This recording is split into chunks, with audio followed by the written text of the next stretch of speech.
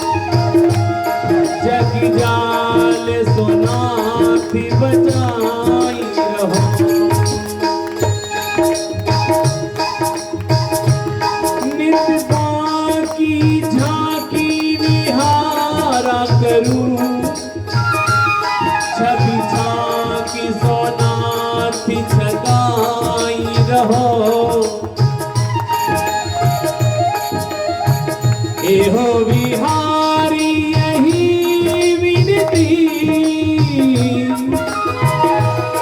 मेरे नैनों से नैना मिलाई रहो तेरी अखियाँ है जादू भरी कन्हैया मैं तो कभी की खड़ी तेरी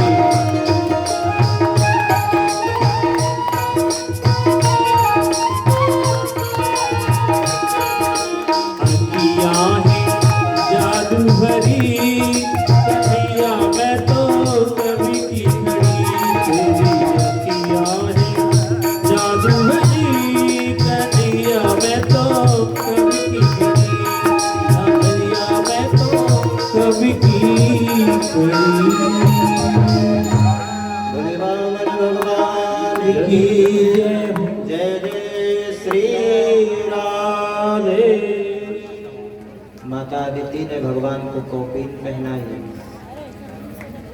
और गुरुदेव बृहस्पति ने आकर के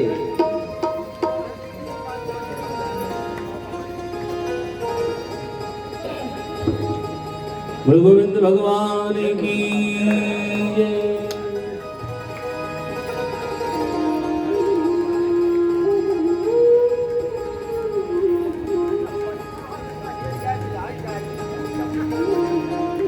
गुरुदेव बृहस्पति ने आकर के भगवान का यज्ञोपवीत संस्कार करवाया।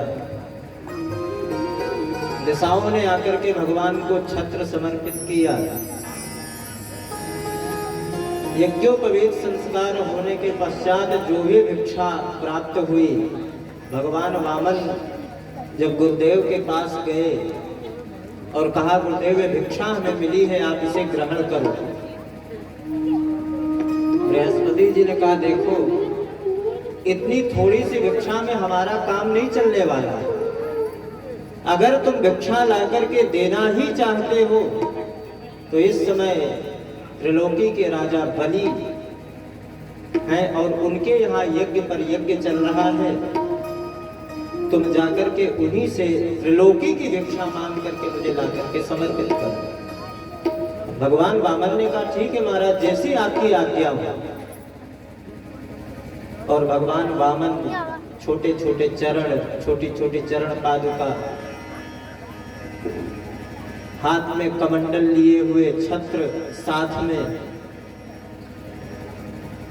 और जब राजा बलि के जिस जगह पर यज्ञ चल रहा था जब वहां पहुंचे तो देखा बड़े बड़े यज्ञ हो रहे हैं, शुक्राचार्य बैठे हुए हैं। यज्ञ करते समय राजा बलि की जब दृष्टि भगवान वामन के ऊपर पड़ी तो गुरुदेव शुक्राचार्य से कहा कि गुरुदेव मुझे आज ऐसा लग रहा है कि स्वयं आकाश मंडल से भगवान सूर्य उतर करके हमारी यज्ञशाला में आ रहे हैं। शुक्राचार्य ने देखा तो कहा बात तो सही है, इतना तेज इतना दिव्य स्वरूप आज तक तो हमने भी नहीं देखा। राजा बलि और शुक्राचार्य वहां से उठे और जाकर के यज्ञशाला के बाहर देखा कि भगवान वामन आकर के खड़े। भगवान वामन का स्वागत किया। स्वागतम ते नमस्तुभ्यं ब्रह्मन् किं करवाम ते ब्रह्मर्षीणां तपः साक्षात् मन्ये त्वार्य वपुर्धरम्। राजा बलि जब वामन भगवान के स्वरूप को उन्होंने देखा तो गदगद हो गए, हाथ जोड़ करके कहा स्वागत है ब्राह्मण देवता, बड़ी आपने कृपा की जो आप हमारी इस यज्ञशाला में आए हैं।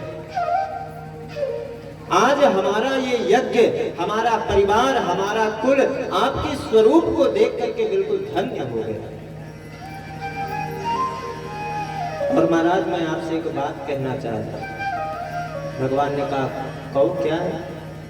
कि अद्याग्नयो मे सुहृता यथा विधि गिजात्मजत्वच्चरणावने जने हंसा हसोवार्भिर्हं च भूरहो तथा पुनीता तन्वे पदैस्तवै।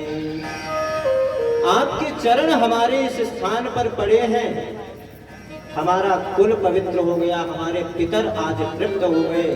आपका ऐसा स्वरूप है, आप हमारा मन ये हो रहा है, आपको मालूम होगा हमारे जो पर बाबा थे हिरण्याक्ष, हिरण्यकशिपु, कितने बड़े दानी, आपने तो उनका नाम सुना होगा। हमारे जो बाबा थे प्रहलाद जी, उनको भी आप जानते होंगे, कितने बड़े भगवान के भक्त थे, गौ सेवा, ब्राह्मणों की सेवा, संतों की सेवा सब करते थे वो। हमारे पिता विरोचन कितने बड़े दानी। और महाराज इस समय तो मैं भी त्रिलोकी का राजा हूं और हमारी इच्छा है कि आप कुछ तो अपने मुख से मांगो, और आप मांगने में देर करोगे लेकिन मैं देने में देरी नहीं करूंगा, एक बार मांग के तो देखो। राजा बलि ने कहा महाराज गाम कांचनम गुणवद्धाम दृष्टम तथा न पेयमुतवा विप्रकन्या ग्रामान् समृद्धान् स्तुर्गान् गजान् वा रथांस्तथा हल्तमसं प्रतीक्षति।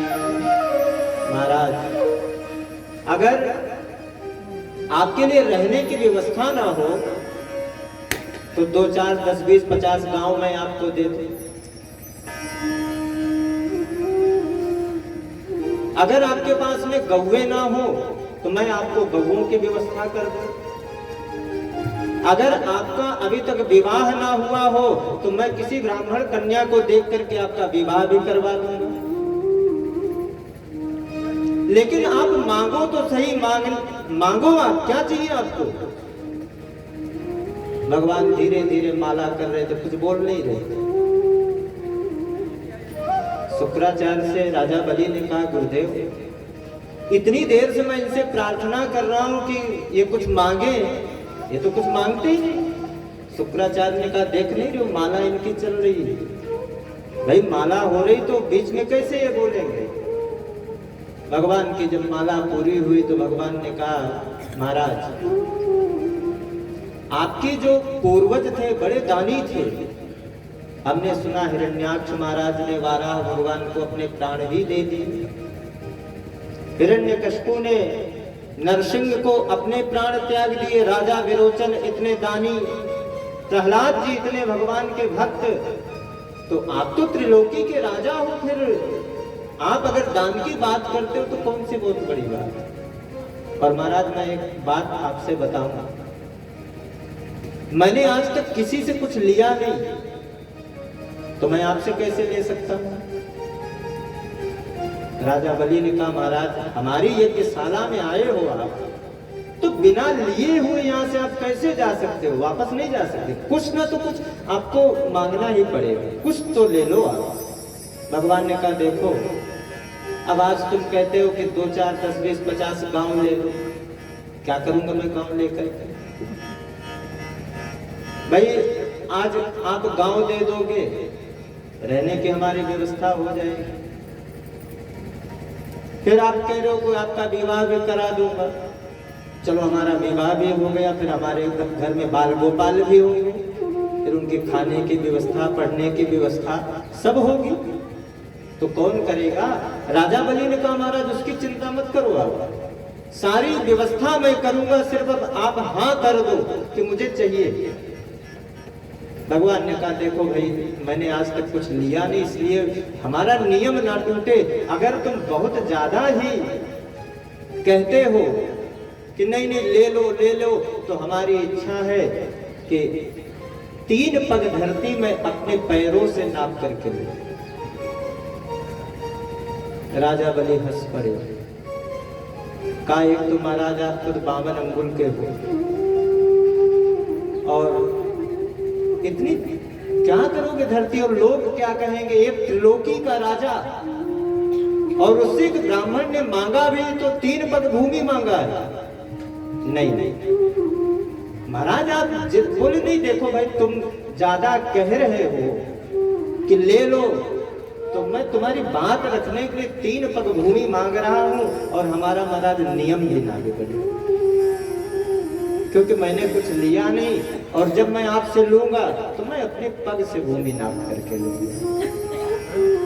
शुक्राचार्य ने कहा, बड़ी देर से ये बातें बना रहा है, और जब ध्यान लगा करके देखा तो सब समझ गए। राजा बलि को हाथ पकड़ करके बाहर लेके कहा, सुनो ये 52-53 नहीं, ये साक्षात नारायण है, अदिति के गर्भ से कश्यप के पुत्र बन करके तुम्हारे यहाँ आए हैं, और 2 पग में सारे ब्रह्मांड को, सारी सृष्टि को नाप लेंगे, 3रा पग देने के लिए तुम्हारे पास में रहेगा नहीं। राजा बलि ने कहा, महाराज अगर ये भगवान होंगे तो आज हमारी यज्ञशाला में आए हैं, 3 पग भूमि कहा है, तो उससे ज्यादा ये लेंगे नहीं, और ब्राह्मण होगा तो नाप करके लेकर के चला जाएगा, कोई बात नहीं। ये तो होगा कि राजा बलि की यज्ञशाला में स्वयं नारायण आए, और मैंने इतनी देर से हाँ करवाया है, एक तो तैयार नहीं हो रहे थे, किसी तरह से मनाया भी तो तैयार हुए, और आप कहते हो कि मत दो। भगवान ने कहा, भाई क्या देरी है, अगर देना चाहते हो तो दो, नहीं तो अपन चलते हैं। बोले नहीं महाराज रुको आप, कि तस्मात् त्वत्तो महीमेश वृणेहं वरदर्शभा पदानि त्रीणि दैत्रेन्द्र संहितानि पदानि। महाराज आप हाथ में संकल्प लो, और बगैर संकल्प किए मैं आपसे नहीं लूंगा। राजा बलि ने हाथ में संकल्प जल लिया, जैसे संकल्प करने के लिए, तो अन्य पुराणों में वर्णन आता है कि जिस कमंडलू में जल था उसमें जाकर के शुक्राचार्य जी घुस करके बैठ गए कि जब हाथ में जल गिरेगा नहीं, संकल्प होगा नहीं, तो चेला लुटेगा नहीं। तो भगवान ने कुशा की जड़ से एक आंख शुक्राचार्य की फोड़ दी। भाई गुरु हो तो गुरु का मतलब होता है सबके ऊपर समदृष्टि हो, समभाव हो। ये नहीं कि ये चेला बड़ा धनवान है तो गुरु जी का बड़ा प्रिय है, ये गरीब है तो ये ठीक नहीं। आजकल यही होता है, बढ़िया को हो और गुरु जी के पास पहुंच जाओ तो गुरु जी बड़ा स्वागत सत्कार आपका करेंगे, बड़ा बढ़िया शिष्य है, वाह। लेकिन कोई गरीब आया, चलो बैठो यहाँ साफ सफाई करो, ऐसा करो वैसा करो, चेला बेचारा चलो। तो गुरु का काम होता है समदृष्टि, सारे उसके लिए शिष्य एक बराबर है। शुक्राचार्य के एकांत गोविंदाय नमः। बोले भाई आप गुरु हो और ऐसा कर रहे हो। शुक्राचार्य ने समझाया राजा बलि को, स्त्री सुनर्न विवाहे च वृत्यर्थे प्राण संकटे गो ब्राह्मणार्थे हिंसाया नानकं स्यात् जुगुप्सितम्। कुछ स्थान ऐसे होते हैं कि जहाँ अगर आप झूठ बोलते हो तो कोई दोष नहीं लगता है। जैसे स्त्री से, अपनी पत्नी से अगर कोई बात छुपानी पड़ जाए, भाई माताओं के पेट में कुछ बातें नहीं पचती, अभी बताया 4 लोगों को ऐसा ऐसा हो गया, ऐसा ऐसा फैल गई चारों तरफ। तो अगर कोई मान लीजिए आपका कोई शत्रु है, आपने बताओ, अच्छी बात, मैं ये नहीं कहता हूँ मत बताओ, लेकिन कुछ बातें होती अगर आपने बता दिया, शायद पीछे से आपके शत्रु को पता चल गया, उसका वो लाभ उठा रहा है। स्त्री सुनर्म विवाहे च, किसी कन्या का विवाह हो तो अगर वहां भी लोग खूब बढ़ाई करते हैं ना, भाई कन्या ऐसी है वैसी है, बड़ा अच्छा परिवार है, कोई चिंता करने की बात नहीं है, तो किसी कन्या के विवाह में अगर 2-4 झूठ आप बोलते हो तो उसमें भी कोई दोष नहीं है। वृत्यर्थे प्राण संकटे, अपनी जीविका चलाने में अगर अपना धन चला जा रहा हो, नष्ट हो जा रहा है, और उसकी रक्षा करने में अगर आप झूठ बोलते हो तो कोई दोष नहीं है। प्राण आपका संकट में पड़ा हो, कहीं आप ऐसी जगह फंस गए हो कि लगता है हमारे प्राण निकल ही जाएंगे, बड़े आप अगर सत्यवादी भी बनते हो तो सोचते हो कि अगर हो गया कुछ तो क्या करेंगे, ऐसे सत्य बोलने से मतलब क्या निकला, अगर झूठ बोलने से आपका प्राण बच जाए तो कोई दोष नहीं है। शुक्राचार्य ने कहा इनको भेज दो, फिर और कभी आएंगे, फिर दे देंगे दान, कोई बात नहीं है। लेकिन जब नहीं माने, संकल्प हुआ, और जब संकल्प पूर्ण हुआ, जैसे जल छोड़ा, भगवान वामन ने कहा भाई संकल्प हो गया। राजा बलि ने कहा अब आप अपने पद से भूमि को नाप लो, और भगवान ने इतना विराट स्वरूप बढ़ाया, बोले विराट भगवान की। और भगवान ने जब विराट स्वरूप को बढ़ाया तो एक पग से सारे ब्रह्मांड लोक को नाप लिया, अतल वितल सुतल भूर लोक भूर लोक स्वर लोक, सारे 7 लोकों को नाप लिया। और जब भगवान का चरण ब्रह्मांड कटाह का भेदन करके ऊपर पहुंचा तो ऊपर से वही जल भगवान के नख पर आया, ब्रह्मा जी ने अपने कमंडल में रखा और उसी जल से भगवान के चरणों को धुला। 2 पग से सारे 3 लोकों को भगवान ने नाप लिया। और भगवान ने कहा महाराज अब एक बात बताओ, 2 ही पग में तो सब कुछ पूर्ण हो गया, अब तीसरा मैं कहाँ रखूं? राजा बलि ने कहा महाराज ये बताओ, संपत्ति बड़ी होती है कि संपत्ति का मालिक बड़ा होता है? भगवान ने कहा संपत्ति का जो मालिक होता है वो बड़ा होता है। तो आपने हमारी संपत्ति का हरण किया, ना कि मुझे नहीं, अभी तो मैं हूं।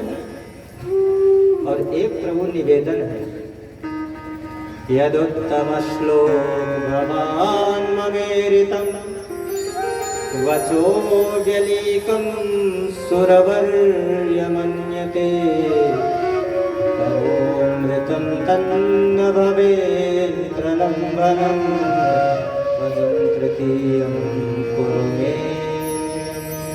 हे प्रभु, आप अगर तीसरा चरण रखना ही चाहते तो आप हमारे मस्तक पर रख लें। और भगवान ने राजा बलि के मस्तक पर अपना चरण रख दिया और राजा बलि के सामने भगवान फिर अपने उसी स्वरूप में आ गए और भगवान ने कहा, महाराज मैं तुमसे बहुत प्रसन्न हूं, मांगो तुम क्या चाहते हो मुझसे। राजा बलि ने कहा, भगवान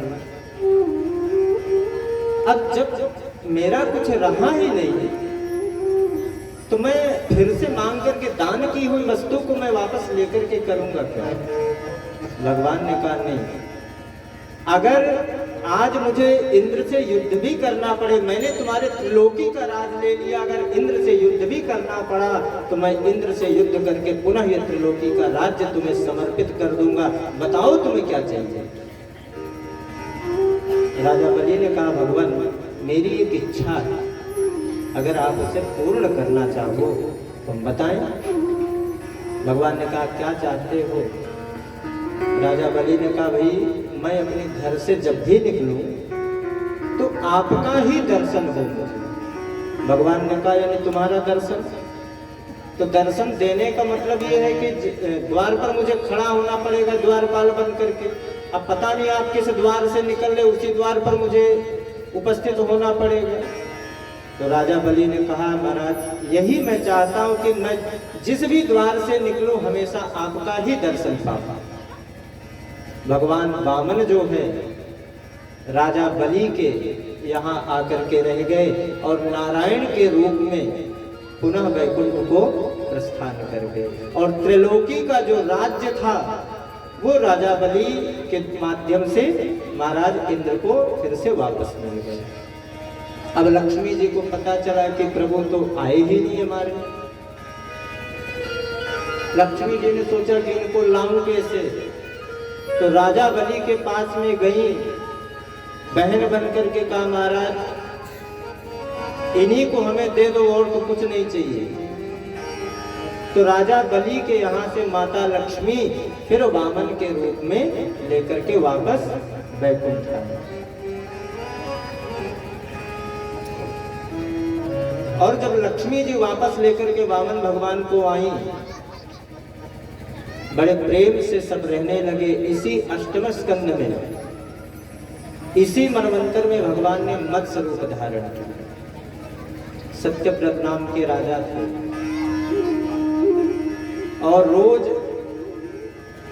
स्नान करने जाएं तो एक दिन स्नान करके भगवान सूर्य को अर्घ दे रहे थे तो उनके अंजलि में एक छोटी सी मछली आई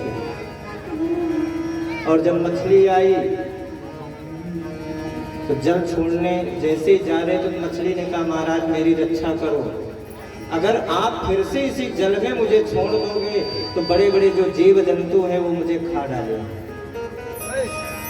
आप राजा हो और राजा का कर्तव्य है कि रक्षा करना।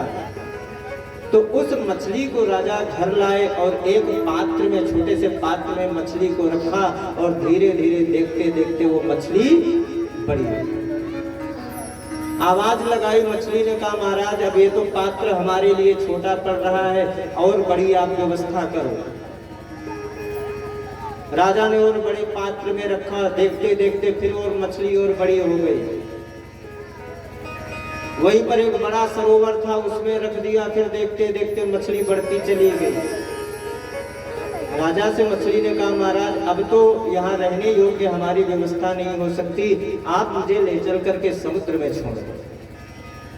राजा सत्यव्रत ने उस मछली को लेकर के आए और समुद्र में जब छोड़ा तो भगवान जो है मत्स्य रूप में राजा सत्यव्रत के सामने प्रकट हुए और कहा कि कुछ दिनों पश्चात इस पृथ्वी का प्रलय हो जाएगा और जब प्रलय होगा तो एक नौका पर तुम सारी कुछ अपने प्रजा को लेकर के, कुछ सामग्रियों को लेकर के नौका में सवार हो जाना और फिर मैं तुम्हें जो है भ्रमण कराती रहूंगी। समय आने पर फिर से इस सृष्टि का संचार होगा।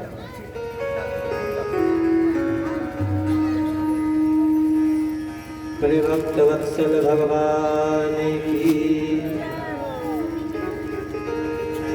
प्रणाम महाराज जी।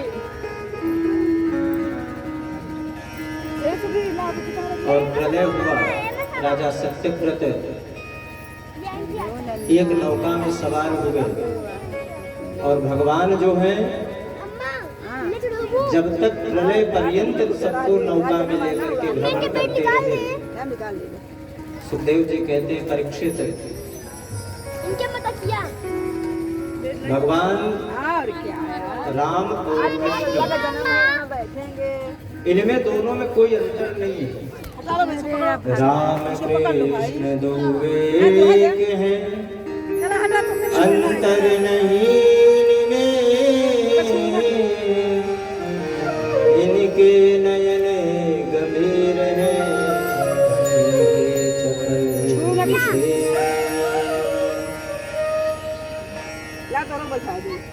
कृष्ण कथा सुनाने से पहले भगवान सुखदेव ने 2 अध्यायों में सूर्य वंश का वर्णन किया।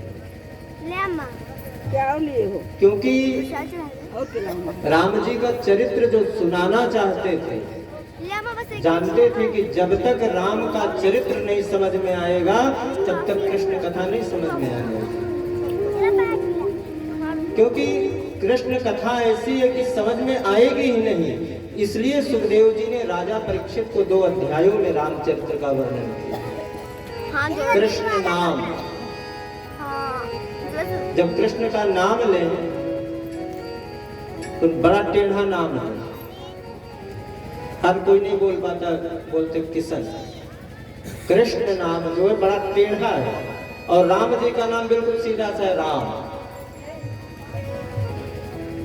तो इनका जो नाम है, नाम के अनुसार ही सारे काम भी बड़े टेढ़े थे। तो जब टेढ़ा काम है तो समझ में नहीं आएगा।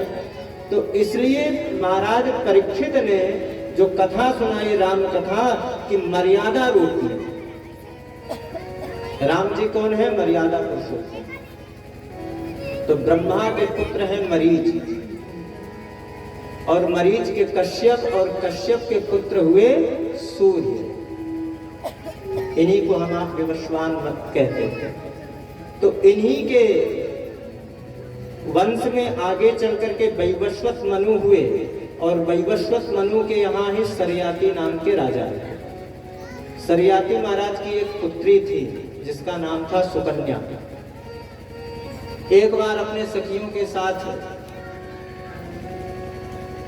वन में भ्रमण करने के लिए गई तो देखा कि एक बड़ा सा मिट्टी का ढेर लगा हुआ था, और उस मिट्टी के ढेर से 2 दिव्य प्रकाश निकल रहे थे, ज्योत निकल रही थी। सुकन्या ने सोचा कि शायद कुछ होगा, एक लकड़ी उठाई और जहां से प्रकाश निकल रहा था उसी में उसने लकड़ी को जैसे ही डाला तो वहां से रक्त निकलना प्रारंभ हुआ। तो सुकन्या डर गई कि लगता है इसमें पता नहीं क्या है, और जब मिट्टी का ढेर हटाया तो उसमें महात्मा जी बैठे थे। अब राजा सरियाती आकर के चरणों में गिर पड़े, कहा महाराज हमारी कन्या से बड़ी गलती हो गई, अपराध हो गया, अब जो भी आप दंड दोगे वो हमें स्वीकार है, लेकिन हमारी कन्या को आप क्षमा कर। तो च्यवन मुनि ने कहा महाराज अब तो हमारी आंखें भी चली गई, अब हम किसके सहारे यहाँ रहेंगे।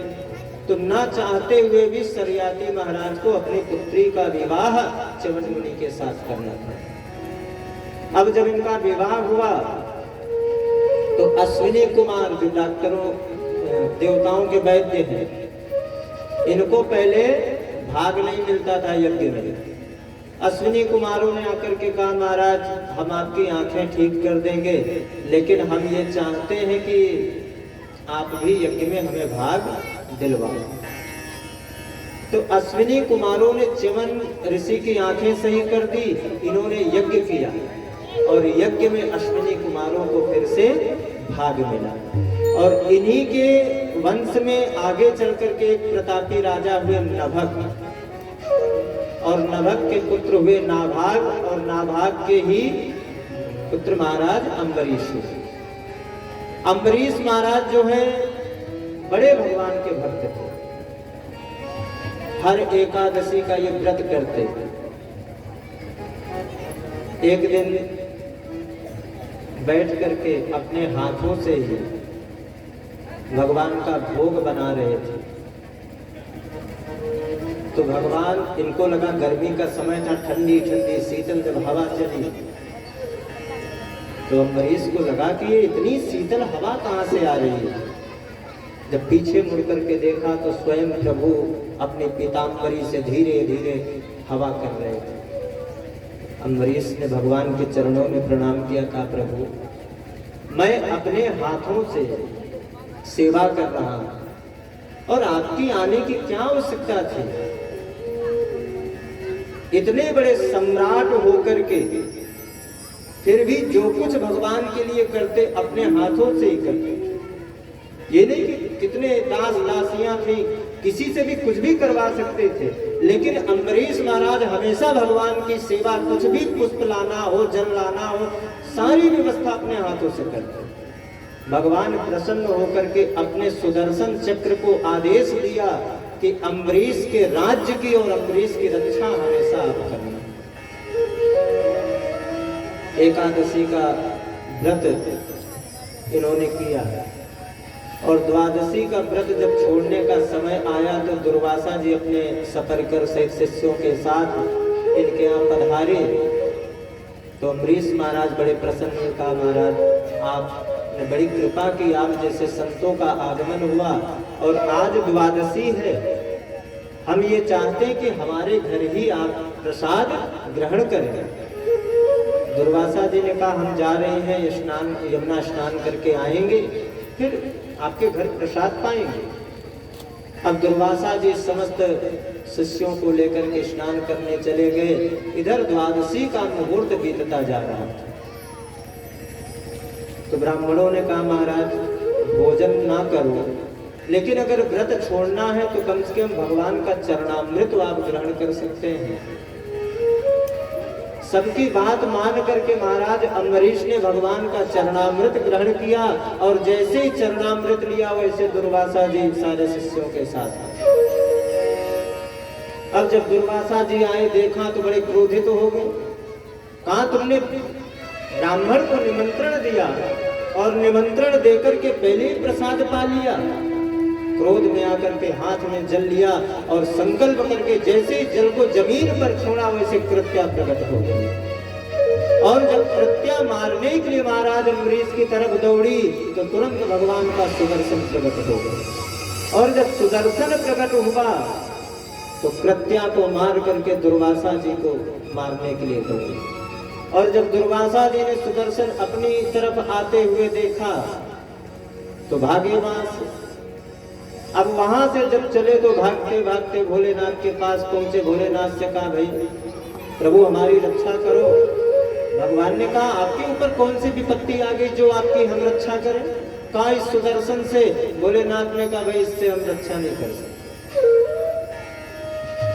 कैलाश से जब ब्रह्मा जी के पास पहुंचे, ब्रह्मा जी से कहा पितामह आप ये रक्षा करो हमारी।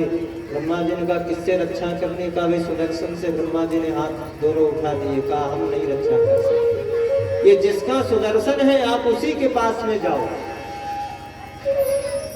ब्रह्मा जी के पास से जब वैकुंठ पहुंचे तो भगवान के श्री चरणों में प्रणाम किया। कहा प्रभु त्राहिमाम मेरी रक्षा करो। भगवान ने कहा क्या हुआ। बोले आपका सुदर्शन हमारे पीछे पड़ा हुआ है, मुझे तो जीवित ही नहीं छोड़ेगा। भगवान ने भी दोनों हाथ उठाए, कहा हम भी रक्षा नहीं कर सकते।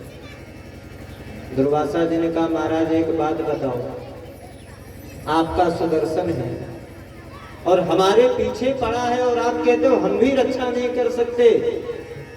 बोले देखो भाई अहम भक्त पराधीन नय्य स्वतंत्रैव द्विजः साधुभिर्ग्रस्त हृदयो भक्तजनप्रियः। अहम भक्त पराधीन साधवो हृदयं मह्यं साधूनां हृदयं तव। मैं भी भक्त के अधीन हूँ, मैं इस सुदर्शन से रक्षा नहीं कर सकता। हाँ, उपाय तुम्हें जरूर बता सकता हूँ। इस सुदर्शन से अम्बरीश ही तुम्हारी रक्षा कर सकते हैं और कोई नहीं रक्षा कर सकता। अब तो बैकुंठ से सीधे दुर्वासा जी, और 1 वर्ष व्यतीत हो गया भागते भागते उन्हें। किसी देवता के अंदर ये सामर्थ्य नहीं थी कि उस सुदर्शन से उनकी रक्षा कर सके। भागते भागते आए और अम्बरीश महाराज के चरणों में गिर पड़े। तो कहा, महाराज ये क्या कर रहे हो? अरे आप हमारे ब्राह्मण हो, संत हो। तुरंत उठाया और हृदय से लगा लिया। सुदर्शन से हाथ जोड़ करके प्रार्थना की। कहा, आज तक जीवन भर मैंने जो भी सत्कर्म किया हो, साधु संतों की सेवा की हो, ब्राह्मणों की सेवा की हो, भगवान की चरणों की सेवा की है, वो सारा जो भी पुण्य हो वो आप ले लो, लेकिन दुर्वासा जी को छोड़ो।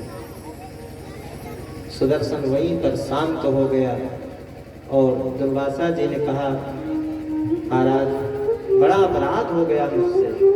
तो अम्बरीश महाराज ने कहा, प्रभु अब तो चल करके आप भोजन ग्रहण कर लो। अम्बरीश महाराज ने कहा, 1 वर्ष हो गए, अभी तक आपकी मैं प्रतीक्षा में उसी तरह खड़ा हूं। तो भगवान जिसके ऊपर कृपा करे।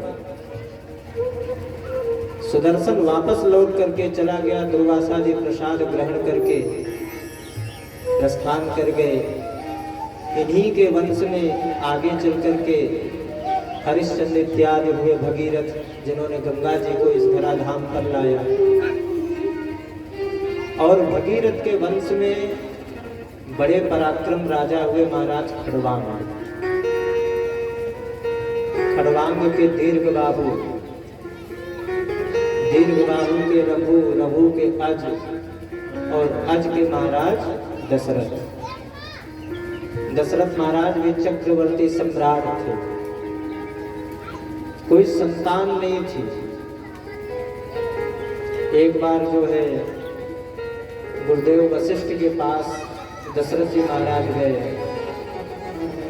और दशरथ जी ने गुरुदेव से प्रार्थना की कि कहा, महाराज हमारे घर में कोई संतान नहीं है, लगता है कि हमारा जो राज्य है ये ऐसे ही चला जाएगा। एक बार भूपति माही भेगिलानी मोरे सुत नहीं। एक बार भूपति माही भेगिलानी मोरे सुत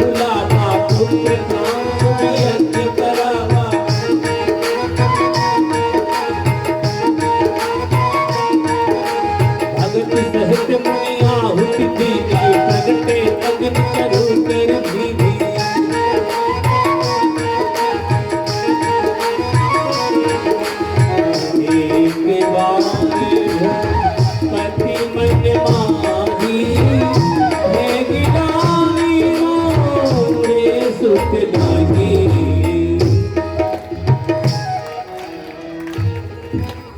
जाकर के जब दशरथ जी ने सारा बताया, सप्तशृंगी ऋषि को बुला करके पुत्र कामेष्ट यज्ञ करवाया और अग्निदेव चरु को लेकर के प्रकट हुए। महाराज दशरथ उस चरु को लेकर के आए और तीनों रानियों को दिया। नवमी तिथि मधुमास पुनीता शुक्ल पक्ष अभिजित हरिप्रीति। चैत्र शुक्ल पक्ष नवमी तिथि को भगवान जो है माता कौशल्या के गृह में चतुर्भुज रूप में प्रकट हुए। सशंख चक्रम सकिरीटकुंडलम सपीत वस्त्रम सरसीरुहेक्षणम सहार वक्षस्थल कौस्तुभश्रियम नमामि विष्णुं शिरसा चतुर्भुजम्। शंख चक्र गदा पद्म धारण किए चतुर्भुज रूप में जब नारायण को माता कौशल्या ने देखा तो माता कौशल्या ने कहा, प्रभु हम तो आपको पुत्र बनकर के आने के लिए कहा था, आप तो पिताजी बनकर के आए हो। अरे चतुर्भुज रूप में आप आए हैं तो भगवान ने कहा, माता आपने ही तो कहा था कि चाहो तुम्हें समान, तो तुम्हारे जैसा सारे त्रिलोकी में हमने अपने जैसा देखा, कोई मिला नहीं, तो हमने सोचा कि इसी तरह चलते हैं। तो बालक छोटा होना चाहिए। तो माता कौशल्या के कहने पर भगवान छोटे से बालक बन गए। और जब छोटे से बालक बने तो माता कौशल्या ने कहा, पता भी तो सबको होना चाहिए कि भाई इनके घर में बालक हुआ है। तो भगवान रोना भी प्रारंभ कर दिए कि माता पुनि बोली सोमति डोली तजहु तात यह रूपा की जैसी सुनीला अति प्रिय शीला यह सुख परम अनुरूपा।